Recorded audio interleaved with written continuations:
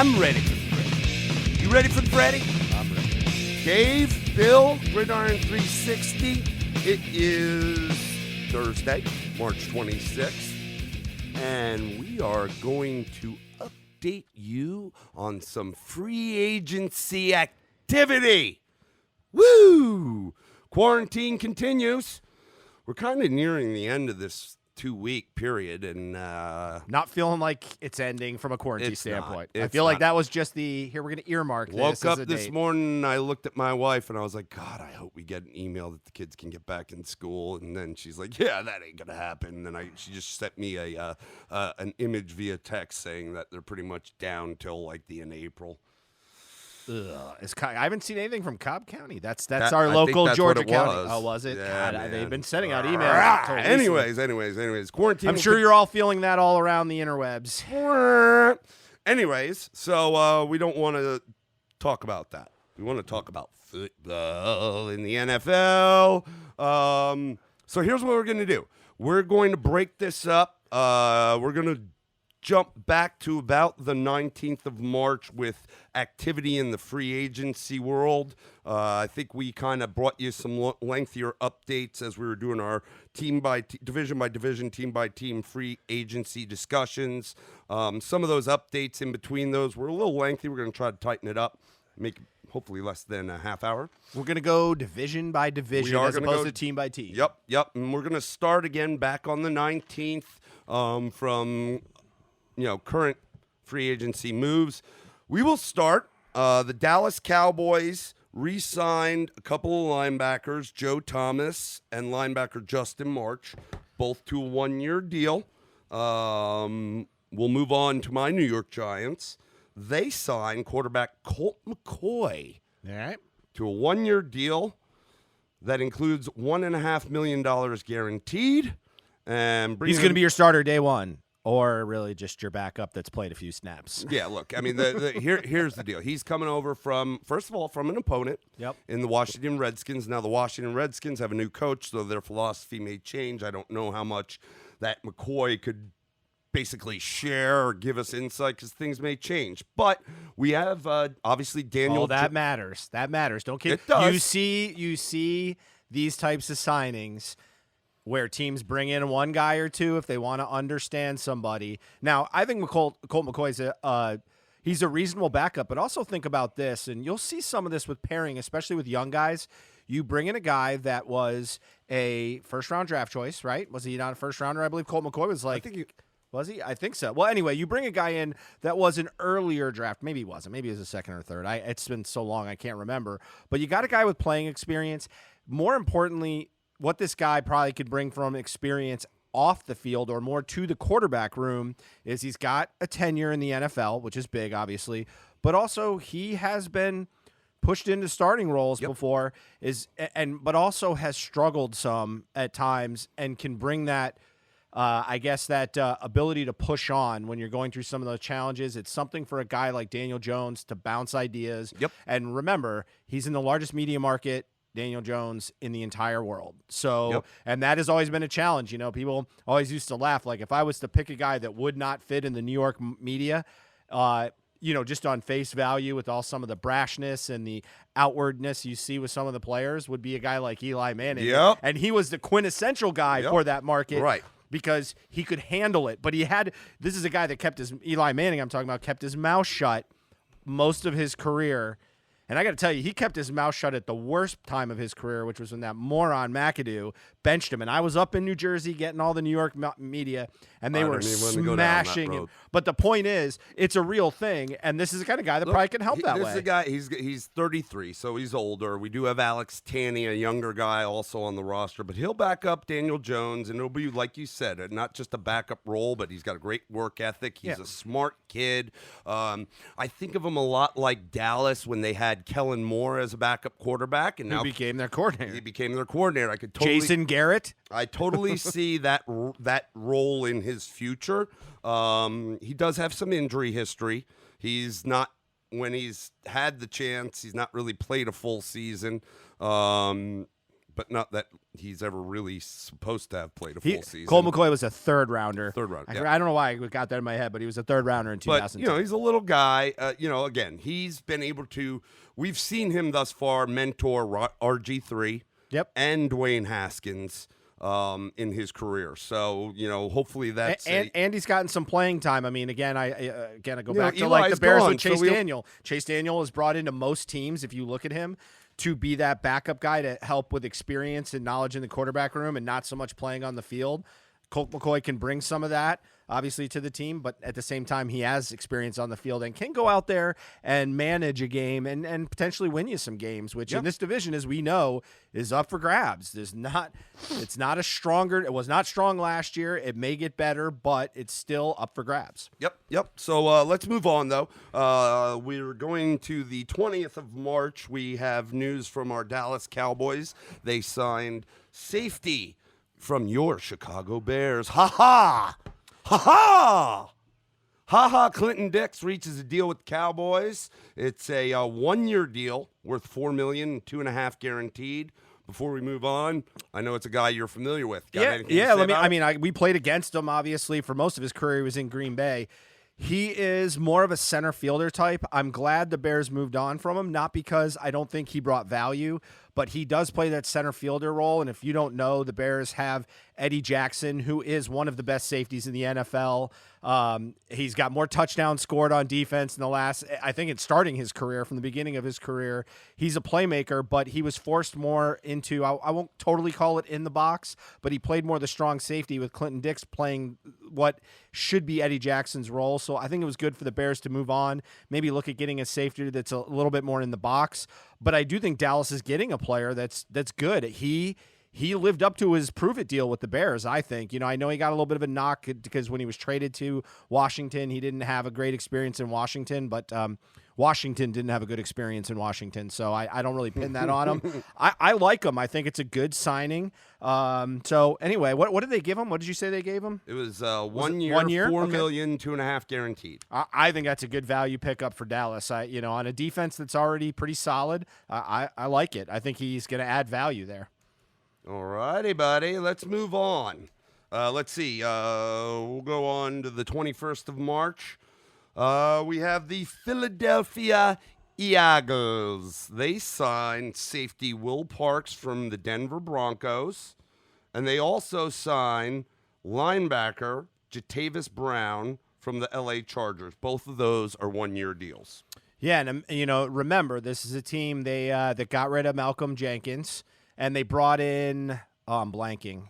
Didn't they bring in another safety? Yeah, they brought in Darius. He's not going to play safety for them. He's going to play corner. Oh, sorry. Yeah, the corner. Sorry. Yeah. But this is obviously their pass defense was pretty poor last year. They had a lot of concerns in the secondary. There's still Darby is still out there, right? I don't remember seeing him get signed. So I think, these prove-it deals matter because you can't fill every hole with a big contract and a big name. So, and then obviously they let go of Nigel Bradham at the linebacking core. So, maybe this is to create some competition in that aspect. And obviously there's a draft that's part of this. So 1-year deals are great because if they don't pan out or they can't become your starter, they're still critical. Yep. So we'll continue to flow. Yep. The 22nd of March, again, the Philadelphia Eagles signed cornerback Darius Slay from the Detroit Lions. We know that Slay was a little disgruntled last year when who'd they lose? Quentin, was it Demps? Was it Demps they lost last year at safety with Detroit? I can't remember. Quentin. It's the guy that went over to Seattle. Yeah. I think it was Demps. Anyways, it's Quentin something. Darius Slay, a little disgruntled when that happened. There's some things out there that said he had lost respect for his coach, Matt Patricia. No need to worry now, my friend. Now you are coming to the NFC East. I like Darius Slay. I don't want to have to face him, but that's a place that certainly we've talked in the past. Philadelphia needs to shore up, is in the secondary. Here's a little tidbit with this. Darius Slay will wear number 24 in honor of Kobe Bryant. No, that's kind of interesting, kind of cool. Yeah? No? Yeah, Maybe so? Yeah, I mean, without sounding very callous, I do have a little bit of Kobe Bryant fatigue. It is a sad, sad story. It's sadder to me because there was a child involved in that, but certainly Kobe Bryant died way before his time. He was a special player. I like the teams are going for this and doing little things, but move on. Okay. I mean, that's a cool way. It is. To show, it is. I show your I don't have a problem respect, either honor, way. and it's not really barking a lot. So that's kind of cool. Darius Slay coming to the NFC East. Also on the 22nd of March, as we have it, the Dallas Cowboys defensive end, and this isn't a free agent signing, but defensive end Randy Gregory filed for reinstatement. He's suspended indefinitely from February of last year, 2019. Filed the reinstatement, and under the league's substance abuse policy, they have to make a decision on this in the next 60 days. So we'll see. Mind you, though, he is like a fourth or fifth strike guy kind of thing. Yeah, you got to watch. We don't know that. And there was these questions, just so you understand. I wouldn't put a lot of stock in it. You hope the guy gets his life together. But these questions were coming out from him when he came out of Nebraska, I believe it was. Wasn't that where he came out? So, we'll see what happens. It's certainly he was a talent, and they took a risk on him, and it's a risk that has not worked out. But be interesting to see if anything comes of that. It would just add some depth if he can keep his nose clean, so to speak. Yep. So we'll trek down the road, coming closer to present date on the 23rd of March. The Washington Redskins, I think it was the 23rd, they pick up quarterback Kyle Allen from the Carolina Panthers in a trade. I mean, with the news of Teddy Bridgewater coming in, and then it was the Kyle Allen going, still Cam in limbo. We now know, which will obviously bring you up to date when we get on to the South, that Cam has been cut. So we'll talk a little bit more about, again, the NFC South, because they did bring in the PJ Walker kid from the XFL as another quarterback in the room. But I think it's got a little less to do with the Panthers. I don't think it's a shocking move to me with the Panthers, and a little bit more about the Redskins. I've talked about this, that I was not sold that Washington was definitely taking Chase Young, and not because I wouldn't, because I would, but I just don't know how I just didn't believe that Haskins was the guy. What this kind of tells me, though, and again, I'm reading some tea leaves, and it's my own personal opinion, that if you're going to trade draft picks, it says two things. It says, one, I don't know that you're necessarily really believing in Haskins, but at the same time, it's also kind of telling me you're not maybe looking at quarterback. Yeah, you're going Chase Young. So again, I'm not trying saying to give. It's just interesting. They're trying to give themselves a reason to take Chase Young. No excuses why they shouldn't take him. But I don't really know that you're upgrading with Kyle Allen. So it's a strange thing, because I think Ron Rivera saw something in him last year. I think the chemistry as well. Sure. When they're in Carolina, Familiarity is there's important. a comfort factor, I think, for him as a head coach coming into this gig with a young quarterback in Haskins, having a guy like Kyle Allen who was able to step into the fold when Cam went down last year and performed all right. He doesn't have Christian McCaffrey behind him. Keep that in mind. Let's move on. Also, the 23rd, the New York Giants re-signed one of their wide receivers, Corey Coleman. Mm-hmm. We bought him in from Cleveland a year or two ago. Didn't see the field a ton, but we've had wide receiver injury issues, and then we ship off OBJ to Cleveland. So just creating depth. He's not a guy I expect to be the starter. He is a big body guy, so maybe he can help us out if need be, but I don't expect him to take the starting role. Let's see, what else? The Giants also signed running back Dion Lewis. That was an interesting one for me, my friend, because, obviously we've got the man in Saquon Barkley. He banged up last year, never really kind of brought the excitement that we saw his rookie year. I think he'll be better this year. But behind him, we've got Wayne Gallman, who's going into, I think, his third year, my guy at the Wayne train out of Clemson.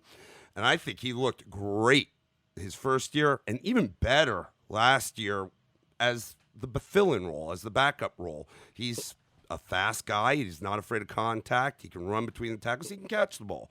So it was kind of interesting to me, but it is just a one-year deal. And, I think we don't need a third. He's more that third down back, but Saquon Barkley is the do-it-all guy.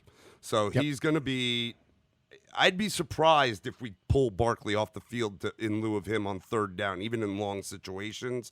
I think it's more of spelling and creating depth. Yeah, he's just an odd person to spell a true all-purpose third down, first through third down back, just because his skill set is somewhat limited. But, there's going to be a vision behind that, and this is another thing to think about. I'd have to go look at the play with it, but with Joe Judge coming from New England and Deion Lewis's thing in New England, some of what coaches like is some veteran presence that understands the I'm going to say New England way, but the way that this coach tends to bring it in, I don't know. I'm probably reaching a little bit, but it is kind of interesting. When he was in New England as a running back, he played kind of the same role that he did in Tennessee, third down back or every running role, back did for most of the time. You're talking about a guy, and I don't know the exact, years, dates, so forth, the whole crux of the relationship, but I would be willing to bet that Deion Lewis, especially early on in his years in New England, worked a lot with Judge because he was working special teams. Sure. So could be a familiarity, Yep. But again, it's an added piece. It's not something that's going to light the world on fire. You got Saquon. Okay. Two other things that we saw happen on March 23rd. The Redskins release safety Monte Nicholson? Monte Nicholson after 3 seasons. And last thing on this date, which was really kind of a big one to me, Dallas with their great offensive line. Offensive lineman Travis Frederick retires at the age of 29.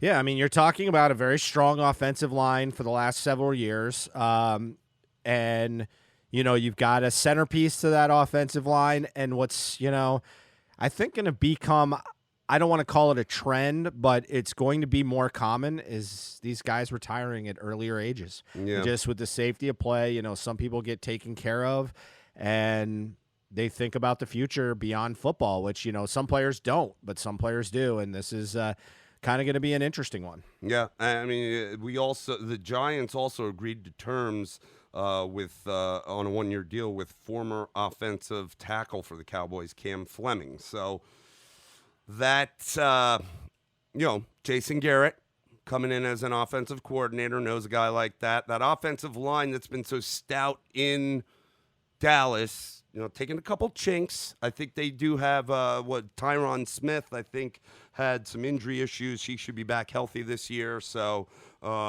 that's kind of what you probably need to look at. Is that offensive line for Dallas going to continue to be stout, especially with a back like Ezekiel Elliott behind him? The 24th of March, Washington Redskins signed a 2-year deal with running back Peyton Barber.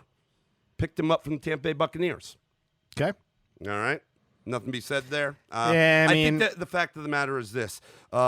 Is Darius Geis ever going to stay healthy and be the back they drafted him to be? And when is AP's wheels totally going to fall off? Correct, because we know they re-upped. I don't know that Peyton Barber solves either one of those issues for you, but I don't know that he does. But it fills the room. Yes. All right. The 25th of March, Dallas adds tight end Blake Bell for depth in their tight end room. We know they lost both Blake Jarwin and Jason Witten, right? Didn't Jarwin leave? I think so. Let's see. Who else?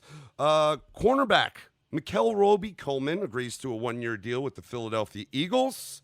Dallas and Dak Prescott, though he's been tagged, resume contract talks.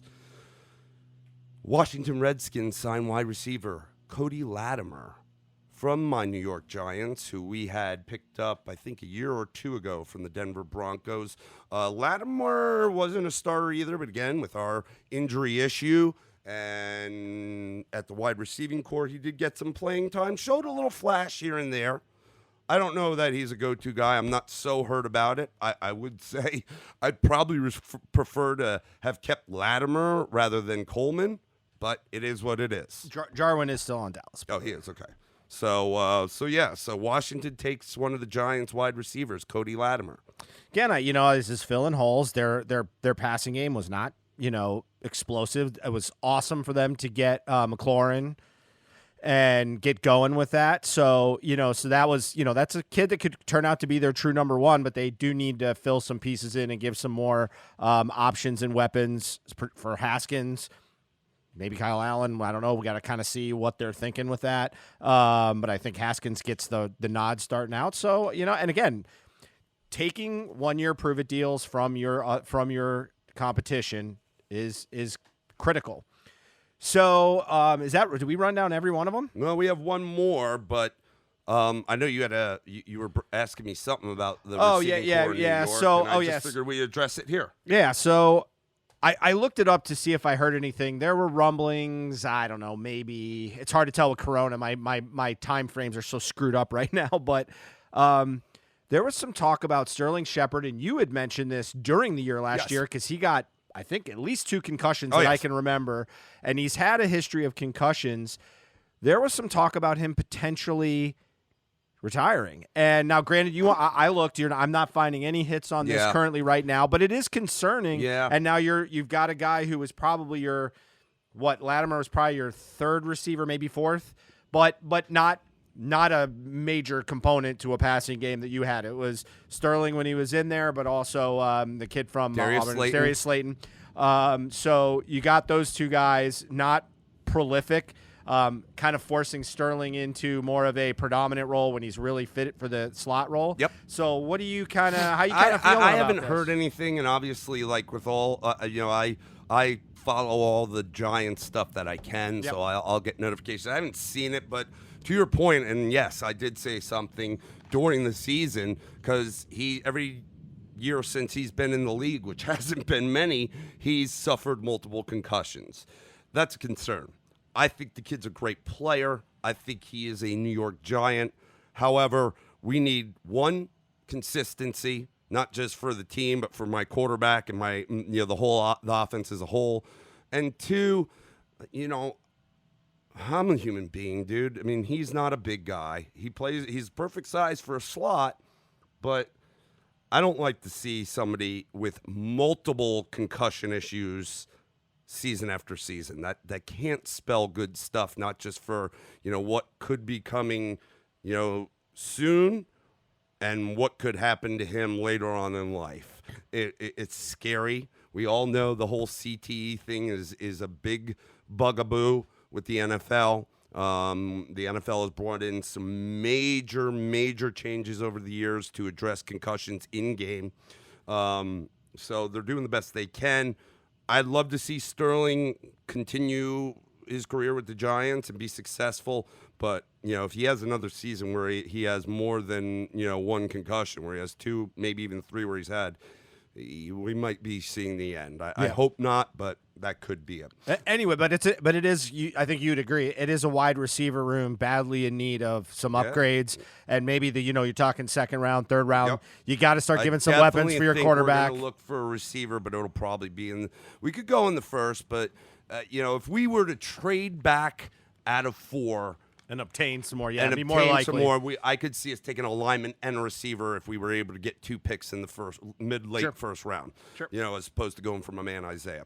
Last thing I want to note on NFC East, and this popped up today, but I think we heard a lot about it yesterday, as well as some of these other things.